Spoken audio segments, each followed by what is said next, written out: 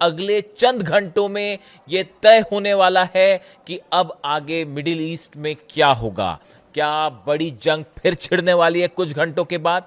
देखिए, जो बड़ी खबरें आ रही हैं उसमें 3-4 खबरें ऐसी हैं जिन्होंने ये इशारा कर दिया है कि अब आगे क्या होने वाला है। देखिए, इस वक्त की जो सबसे बड़ी खबर है वो ये है कि डोनाल्ड ट्रंप ने सीज फायर को बढ़ा दिया है।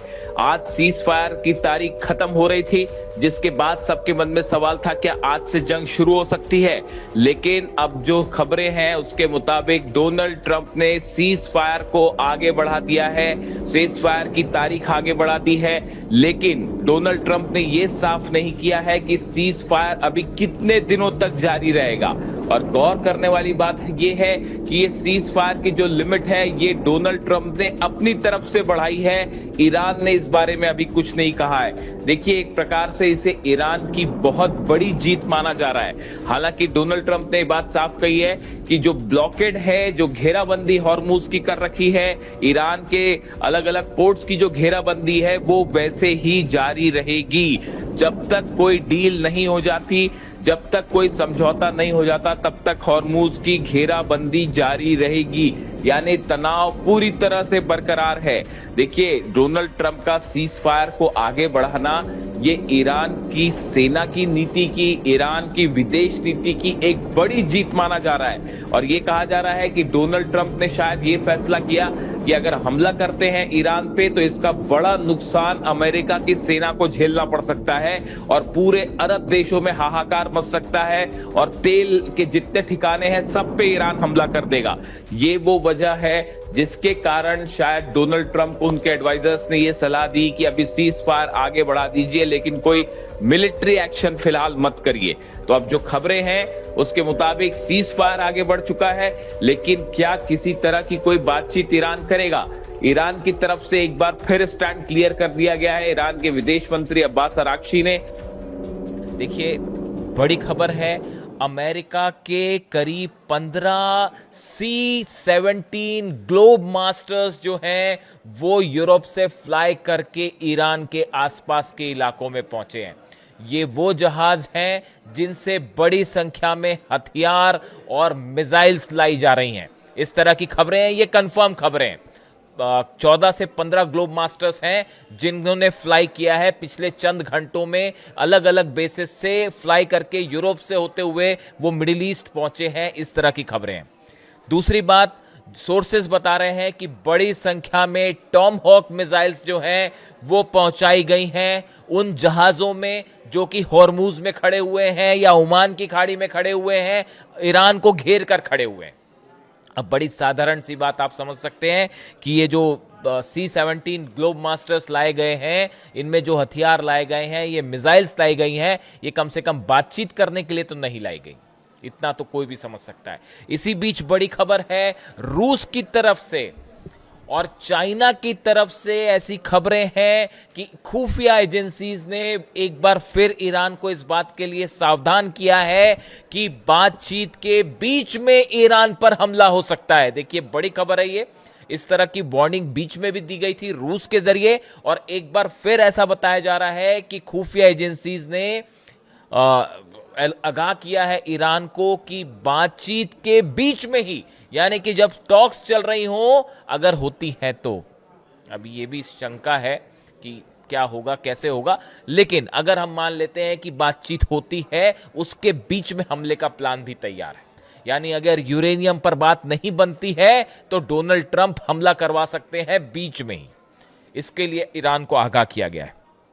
इसी बीच इजराइल में एक बड़ी बैठक हुई है, जिसमें ये बैठक बीती रात हुई, जिसमें इजराइल के तमाम बड़े अधिकारी थे वो शामिल थे, नेतन्याहू शामिल थे, डिफेंस मिनिस्टर कार्ट्स थे वो शामिल थे और बाकी के जो इजराइल के सेना के प्रमुख हैं वो शामिल थे। इस बैठक में ये प्लान बनाया गया है कि कैसे ईरान पर सरप्राइज अटैक किया जाए, कैसे अचानक से हमला किया जाए। यानी देखिए, सब कुछ वैसा ही हो चुका है जैसा पहले था और बड़ी जंग की तरफ मामला आगे बढ़ रहा है। कहा यह भी जा रहा है कि इस बार मामला और लंबा खिंच सकता है, इसके लिए भी तैयारी शुरू कर दी गई है।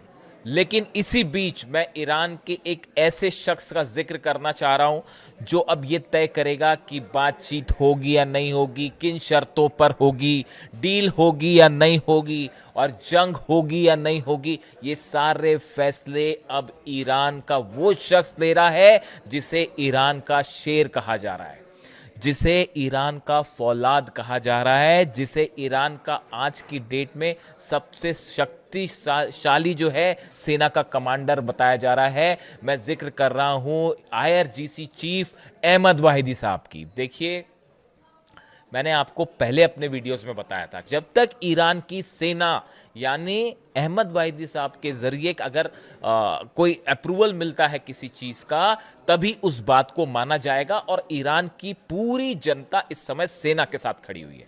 यानी ये कहा जा रहा है कि अहमद वाहिदी वो शख्स हैं जिन्होंने पिछले 48 घंटे में डोनाल्ड ट्रंप को घुटने पर ला दिया है। देखिए, ये बहुत बड़ी बात है। आप देखें पिछले 48 घंटे में किस तरह से डोनाल्ड ट्रंप तमाम कोशिशें कर रहे कि किसी तरह से बातचीत हो जाए, ईरान से बातचीत हो जाए, चीजें सेट हो जाएं। इसके लिए हर चीज पर एक बड़ी बढ़त बनाई हुई है ईरान के आईआरजीसी के चीफ अहमद वाहिदी साहब ने। देखिए, अहमद वाहिदी जो हैं, मैं इनके बारे में पहले भी आपको बता चुका हूं। इनकी 2-3 नई और चीज़ें मैंने समझने की कोशिश की। आखिर आप देखें पिछले कुछ वक्त में ईरान की सेना ने जिस तरह से एक एग्रेसिव स्टैंड लिया है, और आप देखिए हर मामले पे अमेरिका पर भारी पड़ती दिखाई दे रही है, चाहे जंग की बात हो, चाहे टॉक्स की बात हो। ऐसा लगता है पूरा कमान जो है वो ईरान की सेना के हाथ में आ गया, अहमद वाहिदी साहब के हाथ में आ गया। तो मेरे मन में अचानक जब मैं उनकी बात कर रहा था, उन पर रिसर्च कर रहा था, तो मेरे मन में एक तस्वीर बन रही थी। और वो तस्वीर किसकी थी? कासिम सुलेमानी साहब की। ईरान के शायद एक ऐसे कमांडर जिन्होंने अमेरिका समेत पूरी इजराइल की तो रातों की नींद उड़ गई थी। और कहा जाता है कि अगर कासिम सुलेमानी साहब जिंदा होते तो अब तक तो इजराइल को सीधा सीधा तौर पे हार हो चुकी होती। खैर, अब ये बताया जाता है, देखिए मैंने इस तरह से रिसर्च करी तो मुझे जानकारी प्राप्त हुई कि ये जो अहमद वाहिदी साहब हैं आईआरजीसी चीफ, ये कासिम सुलेमानी साहब के बेहद करीबी रह चुके हैं। और उन्होंने कई मिलिट्री अभियानों में कैसे प्लानिंग की जाए, कैसे जो है वो सेना को अलग अलग पार्ट्स में डिवाइड किया जाए, कहां पे हमले करना है, कौन सी यूनिट्स कहां पे हमले करेगी, कैसे डिवीजन ऑफ जो है पावर करना है, इन तमाम चीजों की रणनीति बनाने में अहमद वाहिदी साहब जो हैं उन्होंने कासिम सुलेमानी जो हैं उनसे काफी कुछ चीजें सीखी है, बारीकियां सीखी है सेना की। आप देखिए, इसी वजह से कहा जा रहा है कि जो ईरान एकदम रिजिड स्टैंड पर आ गया है कि किसी भी सूरत में अमेरिका से 1 इंच का भी जो है वो नीचे नहीं झुकना है या किसी दबाव में नहीं आना है। ये बेहद एग्रेसिव स्टैंड याद दिलाता है कासिम सुलेमानी साहब की। और अहमद वाहिदी अब हर फैसला ले रहे हैं, इसमें कोई किसी को भी कोई कंफ्यूजन नहीं होना चाहिए। पूरी कमान अब ईरान की सेना के हाथ में। बातचीत करना है, नहीं करना है, ट्रंप को क्या जवाब देना है, नेतन्याहू को क्या जवाब देना, हर चीज का फैसला ईरान की सेना कर रही है। देखिए, इसके अलावा आप बताएं, जैसे ये 1979 की जो इस्लामिक रेवोल्यूशन हुई, उस रेवोल्यूशन के समय से ही अहमद वाहिदी साहब सक्रिय रहे। और उन्होंने न सिर्फ कासिम सुलेमानी साहब बल्कि अली खामनेई साहब के भी वे बेहद ना सिर्फ करीबी रहे, बल्कि जो इनकी इस्लामिक रेवोल्यूशन के जो प्रिंसिपल्स हैं उनके वो एक बिल्कुल मजबूत फाउंडर समर्थक माने जाते हैं।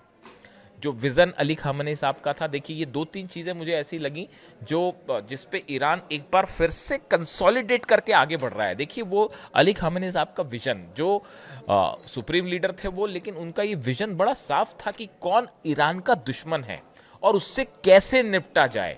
देखिए, अली खामनेई साहब हमेशा ये बात कहते रहे, अमेरिका से बातचीत का कोई मतलब नहीं होगा। ठीक है, बातचीत करनी चाहिए, उन्होंने कहा ठीक है बात करिए, लेकिन इसका नतीजा नहीं निकलेगा। और इसी विजन को लेकर अब अहमद वाहिदी साहब आगे बढ़ रहे हैं। वो इस बात को समझते हैं। आप खुद सोचिए, डेलीगेशंस आ रहे हैं अलग अलग, अगर बातों के और दौर होते भी हैं, लेकिन यूरेनियम के मुद्दे पे सहमति कैसे बनेगी? इसीलिए कल ईरान की सेना ने कहा कि हम वहां कहीं पे किसी भी जगह पहुंच जाते हैं, बात कर लेते हैं, चलिए ठीक है बात कर लेते हैं उससे, लेकिन बात आगे कहां बढ़ेगी, डील कहां होने वाली है। आप तो धमकियां चमकियां दे रहे हैं लगातार, आपके हथियार पहुंच रहे हैं, ग्लोब मास्टर से जो है वो आप हथियार पहुंचा रहे हैं, टॉमहॉक मिसाइल पहुंचा रहे हैं, और ऐसे में आप बातचीत की बात करते हैं कैसे रिस्पेक्टफुल तरीके से। तो ईरान की सेना का विजन बिल्कुल क्लियर है कौन क्या करना चाहता है। ये बात अलग है कि एक अंतर्राष्ट्रीय मैसेज देना है कि भाई ये ना मैसेज जाए कि ईरान बात करने के लिए नहीं आया, तो उसलिए एक हो सकता है स्टैंड ईरान का, लेकिन होगा क्या नतीजा ये बिल्कुल साफ है। बड़े स्तर पर ईरान ने तैयारी की है। Kharg island, Qeshm island, Larak island, जितने ये द्वीप है सब पे मिसाइल्स तैयार हैं, सब पे पनडुब्बियां तैयार हैं। 5 लाख से ज्यादा सैनिक हॉर्मुज के आसपास तैयार है कि अगर ग्राउंड ऑपरेशन होता है तो जवाब दिया जाएगा। इसीलिए एक्सपर्ट्स बता रहे हैं कि इतना सब होने के बाद भी डोनाल्ड ट्रंप ग्राउंड ऑपरेशन की हिम्मत नहीं करेंगे। 10,000 20,000 सैनिक से ईरान में ग्राउंड ऑपरेशन नहीं किया जा सकता। कम से कम 5 लाख सैनिक अगर डोनाल्ड ट्रंप उतारने की हिम्मत रखते हैं ईरान पे तब ग्राउंड ऑपरेशन करें, उसके बाद भी कोई गारंटी नहीं कि 5 लाख सैनिक उतारने के बाद भी अमेरिका जीतेगा। जो स्ट्रेंथ है ईरान की सेना की, और देखिए इस समय सबसे बड़ी बात वो स्ट्रेंथ से ज्यादा यह है कि ईरान की सेना और लोगों में भयंकर गुस्सा है, और वहां के लोग बिल्कुल एकजुट दिखाई दे रहे हैं, खासतौर पर सेना के साथ। कौन सा नेता क्या कह रहा है अब ये बात अलग। और सबसे बड़ी बात सुनिए, जो ईरान के सुप्रीम लीडर है नहीं मुश्तबा खामेनी, उनको लेकर भी ये खबर है कि उनको सेना का पूरा समर्थन हासिल है। यानी अहमद वाहिदी साहब और मुश्तबा खामेनी जो है इनके बीच में बहुत अच्छा कोऑर्डिनेशन है, और जोल कद्र साहब जो है वो तो है ही सचिव जो है, इनके बीच में भी ये 3 लोग ऐसे हैं जिनके बीच में कोऑर्डिनेशन बहुत अच्छा, और इन्होंने एकदम रिजिड स्टैंड ले लिया कि बस बहुत हुआ, अब ये तमाशा नहीं होगा। और तो इसलिए ये जो डोनाल्ड ट्रंप, आप देखिए अमेरिका की इससे कमजोर विदेश नीति मैंने कभी नहीं देखी इतने सालों में। जिस तरह से ये टॉक्स को लेकर जेडी वेंस पता नहीं कितनी बार, 5-6 बार तो जेडी वेंस प्लेन में बैठ के उड़ चुके हैं, अलग अलग आप देखें खबरें इधर उधर देखें तो ना जाने कितनी बार ये खबर आ गई कि जेडी वेंस प्लेन में बैठ के उड़ गए हैं, पहुंच रहे हैं, अब तो पहुंचे तब पहुंचे, अब निकले। आप समझिए क्या हो रहा है। ये व्हाइट हाउस की तरफ से कुछ बयान आता है, डोनाल्ड ट्रंप की तरफ से कुछ बयान आता है, मतलब बड़ा ही अजीबोगरीब हालात। कुल मिला के हालात ये है कि अब ईरान की सेना के हाथ में सब कुछ है, कमान। इसके साथ ही ये बताया जा रहा है कि सीज फायर खत्म होने के बाद आगे क्या किया जाएगा, इसको लेकर एक बड़ी रणनीति अमेरिका ने भी तैयार कर रखी है, इजराइल ने भी तैयार कर रखी है। यानी देखिए कुल मिलाकर अगले चंद घंटे और आज का दिन ये तय कर देगा कि मिडिल ईस्ट में अब आगे क्या होने जा रहा है, और क्या बड़ी जंग की शुरुआत आज रात से हो सकती है या शायद उसके पहले भी हो सकती है।